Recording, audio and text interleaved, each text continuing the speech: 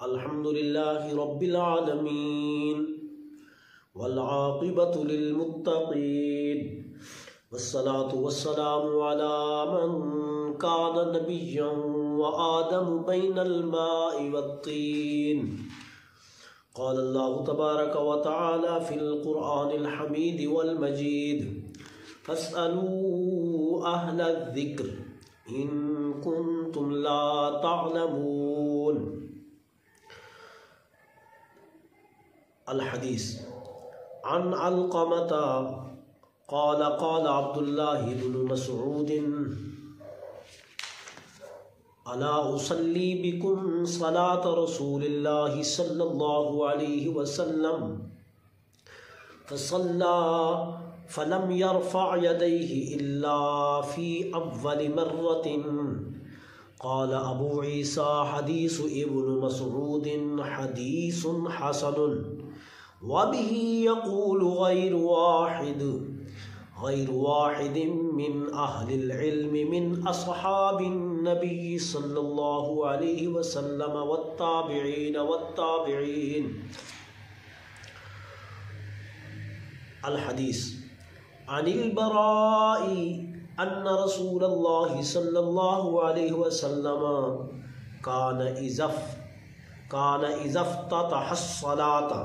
رفع يديه إلى قريب من أذنيه ثم لا يعود. آمنت بالله صدق الله العظيم وبلغنا رسوله النبي الكريم الأمين المكين الرؤوف الرحيم. اللهم صل على سيدنا ومولانا محمد وعلى آل سيدنا ومولانا محمد وعلى آله وأصحابه وبارك وسلم. میرے عزیز علماء اعظام اور قراء حضرات اور حفاظ کرام اور جمیع جو سامعین ہیں، سننے والے ہیں، سب کو میری طرف سے السلام علیکم ورحمۃ اللہ وبرکاتہ۔ گزشتہ پہلے حصے کے اندر ہم نے رفع الیدین فی الصلاۃ کا مسئلہ بیان کیا تھا، جس کے اندر دو حدیثیں آپ کے سامنے پیش کی تھی، اور ہمارا دعویٰ یہ تھا کہ رفع الیدین نہ کرنا نماز کے اندر، یعنی نماز کے اندر دونوں ہاتھوں کو کانوں تک صرف تکبیر تحریمہ کے وقت ہی اٹھانا چاہیے، اور اس کے بعد دوبارہ اختتام تک دونوں ہاتھوں کو کانوں تک نہیں اٹھانا چاہیے۔ یہ ہمارا دعویٰ تھا، اور اس پر گزشتہ نشست میں ہم نے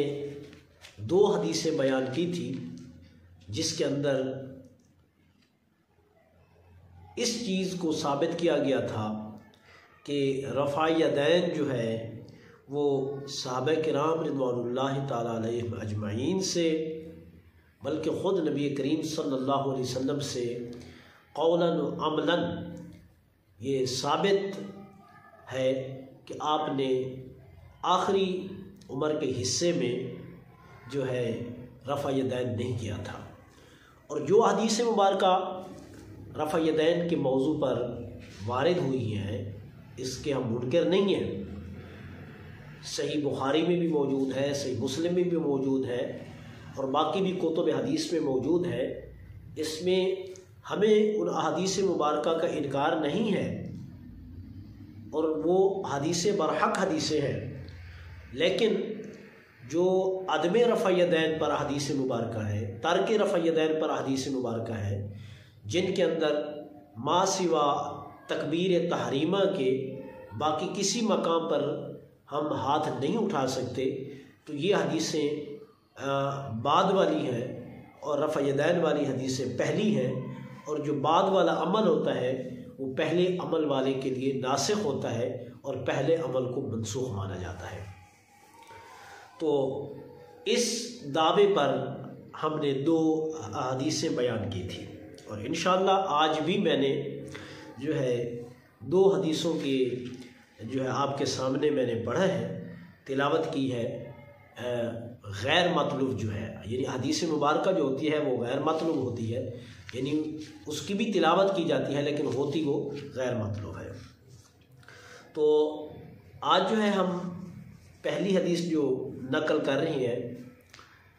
یہ میں جو بیان کر رہا ہوں شرح سے مسلم میرے سامنے ہے، اور بھی بہت ساری حدیث کی کتب میرے سامنے موجود ہے۔ تو امام ترمذی روایت کرتے ہیں، امام ترمذی روایت کرتے ہیں اس حدیث کو، اور امام ترمذی جو ہے یعنی امام ابو عیسیٰ محمد بن عیسیٰ ترمذی، ان کا وصال جو ہے وہ 289 ہجری میں ہوا ہے، اور ان کی مشہور کتاب جو سیاہ ستہ میں سے ہے، جامع ترمذی کے نام سے ہے، جو مطبوعہ نور محمد کارخانہ تجارت کوتب کراچی سے یہ کتاب چھپی ہوئی ہے۔ تو اس جامع ترمذی کے اندر جو ہے صفحہ نمبر 65 اور صفحہ نمبر 64 پر جو ہے یہ حدیث موجود ہے۔ یہ حدیث منقول ہے، اس حدیث کو نقل کیا گیا ہے حضرت علقمہ رضی اللہ تعالی عنہ سے، اور حضرت علقمہ رضی اللہ تعالی عنہ اس حدیث کو سیدنا حضرت عبداللہ ابن مسعود رضی اللہ تعالی عنہ سے نقل کرتے ہیں، اور سیدنا حضرت عبداللہ ابن مسعود رضی اللہ تعالی عنہ یہ نبی علیہ الصلوۃ والسلام کے صحابہ میں جنہیں جو مفتی اعظم کے درجے پر فیض تھے، اور تقریباً جو مسائل کا جو استنباط کیا جاتا ہے وہ سیدنا حضرت عبداللہ ابن مسعود رضی اللہ تعالی عنہ سے استنباط کیا جاتا ہے۔ تو سیدنا حضرت عبداللہ ابن عباس، حضرت عبداللہ ابن مسعود رضی اللہ تعالی عنہ سے حدیث مروی ہے۔ آپ فرماتے ہیں کہ الا اصلی بکم صلاۃ رسول اللہ صلی اللہ علیہ وسلم، آپ فرماتے ہیں کہ کیا میں تمہیں رسول اللہ صلی اللہ علیہ وسلم کی نماز پڑھ کر نہ دکھاؤں؟ کیا میں تمہیں رسول اللہ صلی اللہ علیہ وسلم کی نماز نہ پڑھاؤں؟ یعنی جس طرح رسول اللہ صلی اللہ علیہ وسلم نے نماز پڑھی ہے اسی طرح میں تمہیں پڑھ کر دکھاتا ہوں کہ رسول اللہ صلی اللہ علیہ وسلم نے جو ہے نماز میں قیام کیسے کیا ہے، اور نماز میں رکوع کیسے کیا ہے، اور نماز میں سجدہ کیسے کیا ہے، اور قیام کی کیفیت کیا تھی، اور رکوع کی۔ تو آقا علیہ الصلوۃ والسلام کے نماز حضور نے کس طرح پڑھی تو میں تمہیں اس طرح پڑھ کر دکھاتا ہوں۔ تو آپ نے نماز شروع کی، فصلا، تو آپ نے نماز پڑھی، فلم یرفع یدیہ الا فی اول مرۃ، تو آپ نے اپنے دونوں ہاتھوں کو نہیں اٹھایا ما سوا پہلی تکبیر میں، شروع میں ہی مرتن صرف ایک مرتبہ آپ نے کانوں تک ہاتھ اٹھائے اور اس کے بعد دوبارہ نہیں اٹھائے۔ تو امام ترمذی اس حدیث پر تبصرہ کرتے ہوئے آپ فرماتے ہیں قال ابو عیسیٰ حدیث ابن مسعود حدیث حسن، ابو عیسیٰ نے فرمایا کہ حضرت عبداللہ ابن مسعود رضی اللہ تعالیٰ عنہ کی جو حدیث ہے یہ حدیث حسن ہے، اور اس کے علاوہ اور بھی بہت سارے صحابہ کرام رضوان اللہ تعالیٰ علیہم اجمعین جو اہل علم کا درجہ رکھتے ہیں ان سے بھی یہ حدیث منقول ہے اور تابعین سے بھی یہ حدیث منقول ہے۔ اچھا، اب ہم تھوڑا سا جو ہے نا اس حدیث کے استخراج کی طرف جاتے ہیں کہ اس حدیث کو کس کتاب کے اندر کس نے نقل کیا ہے۔ ٹھیک ہے، تو میں نے آپ کو جو متن پڑھ کر سنایا ہے یہ جامع ترمذی کا متن ہے، لیکن میں آپ کو یہ بتا دیتا ہوں کہ یہ حدیث کون کون سی کتاب میں موجود ہے۔ اس حدیث کو سنن ابو داود جلد 1 صفحہ نمبر 109 پر امام ابو داود سلیمان بن اشعث جن کا وصال 275 ہجری میں ہوا تو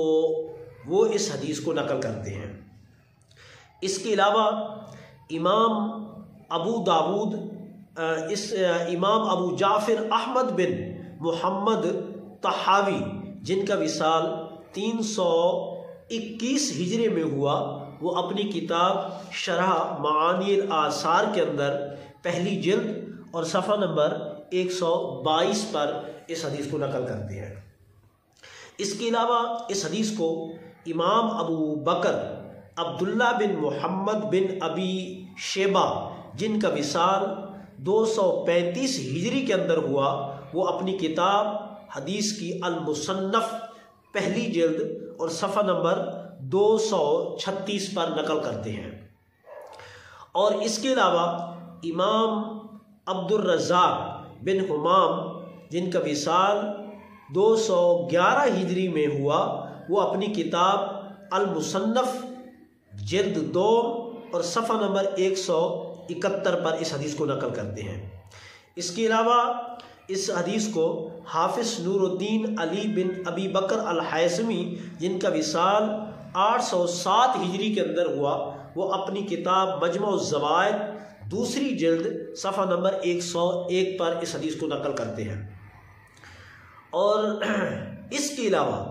اور بھی بہت سارے محدثین نے اس حدیث کو نقل کیا ہے۔ تو یہ چند جو ہے کتب کے حوالہ جات جو ہے میں نے آپ کو بتا دی ہیں کہ جن کے اندر جو ہے یہ حدیث مبارکہ موجود ہے، اور یہ حدیث حسن ہے، یعنی یہ صحیح حدیث ہے، صحیح سند حدیث ہے۔ ٹھیک ہے، اور دوسری حدیث جو میں نے پڑھی ہے وہ حضرت امام ابو داود جو ہے اس حدیث کو سنن ابو داود کس کے اندر تو اس حدیث کو جو ہے امام ابو جعفر احمد بن محمد طحاوی جن کا وصال 321 ہجری کے اندر ہوا، تو انہوں نے شرح معانی الآثار جلد 1 صفحہ نمبر 132 پر اس حدیث کو نقل کیا ہے۔ اور اس کے علاوہ اس حدیث کو امام علی بن عمر دار قطنی جن کا وصال جو ہے 288 ہجری کے اندر جو ہے ہوا،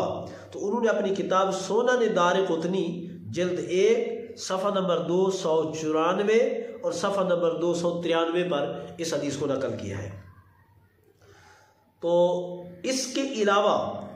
اور بھی بہت سارے محدثین نے اس حدیث کو نقل کیا۔ تو آج کے اس درس کے اندر 2 حدیثیں ہم نے نقل کی ہیں رفع یدین کے منسوخ ہونے پر، جو بالکل دلالت کرتی ہیں اور صراحتاً دلالت کرتی ہیں۔ ایک حدیث واضح طور پر سیدنا حضرت عبداللہ ابن مسعود رضی اللہ تعالیٰ عنہ سے منقول، جس کو جامع ترمذی کے حوالے سے ہم نے نقل کیا ہے کہ انہوں نے رسول اللہ فرمایا کہ میں تمہیں رسول اللہ صلی اللہ علیہ وسلم کی نماز پڑھاتا ہوں، پڑھ کر دکھاتا ہوں جیسے رسول اللہ صلی اللہ علیہ وسلم پڑھتے تھے۔ تو انہوں نے پھر یہ اس کے اندر پوری اپنی نماز کے اندر صرف ایک بار رفع یدین کیا ہے، صرف ایک بار دونوں ہاتھوں کو کانوں تک اٹھایا ہے، اس کے بعد پھر دوبارہ نہیں اٹھایا۔ اور دوسری حدیث جو ہم نے سنن ابو داود کے حوالے سے نقل کیا ہے، تو اس کے اندر رسول اللہ صلی اللہ علیہ وسلم کا جو ہے عملاً کہ رسول اللہ صلی اللہ علیہ وسلم کا جو عمل رہا ہے، حضرت براء بن عازب رضی اللہ تعالیٰ سے روایت ہے، وہ فرماتے ہیں کہ اذا افتتح الصلاة رفع یدیہ الا قریب من اذنیہ ثم لا یعود الی قریب من اذنیہ ثم لا یعود۔ آپ فرماتے ہیں کہ رسول اللہ صلی اللہ علیہ وسلم جب بھی نماز شروع کرتے تو صرف شروع میں پہلی تکبیر کہتے وقت کانوں کو ہاتھ تک اٹھاتے، ثم لا یعود، اور اس کے بعد پھر دوبارہ نہیں اٹھاتے تھے۔ تو اس وجہ سے یہ دونوں حدیثیں اس بات پر صراحتاً دلالت کر رہی ہیں کہ یہ دونوں حدیثیں ناسخ ہیں رفع یدین والی حدیثوں کے لیے، اور رفع یدین والی حدیثیں منسوخ ہیں، تو ان کو محمول کیا جائے گا ابتدائی اسلام پر۔ کیونکہ بہت ساری اس میں ہم اعتراض نہیں کر سکتے، کیونکہ قرآن عظیم فرقان مجید کی بہت ساری آیات مبارکہ ہے۔ اب جیسے سورۃ الکافرون ہے، اب یہ لفظاً تلاوت کی جاتی ہے لیکن معنی منسوخ ہے۔ جب یہ وقاتل المشرکین کافہ یہ حکم نازل ہوا کہ تم مشرکین کے ساتھ جہاد کرو، ٹھیک ہے، اور امر کا حکم دے دیا گیا، تو اس وقت جو ہے یہ اس کی تلاوت باقی رہی سورۃ الکافرین کی، اور اس کا حکم جو ہے منسوخ ہو گیا، اور اس کے لیے وقاتل المشرکین کافہ یہ آیت مبارکہ اس کے لیے کیا ہو گئی؟ ناسخ ہو گئی۔ تو اس وجہ سے یہ کوئی ایسی بات نہیں ہے کہ جو ہے ہم کہیں کہ بھئی وہ حدیث منسوخ ہو گئی یا ناسخ ہو گئی، یہ عیب ہے، نہیں، ایسی بات بالکل نہیں ہے۔ موقع محل کی مناسبت سے جیسے ہوتا تھا تو اس پر عمل کیا جاتا تھا۔ تو ابتدائی اسلام میں نبی کریم صلی اللہ علیہ وسلم نے رفع یدین کے عمل کو بہتر سمجھا تو آپ نے کیا، اور بعد میں جب اس کی ضرورت ختم ہو گئی تو نبی علیہ الصلوۃ والسلام نے رفع یدین کو ترک کر دیا۔ تو اس وجہ سے، اور یہی جو ہے عمل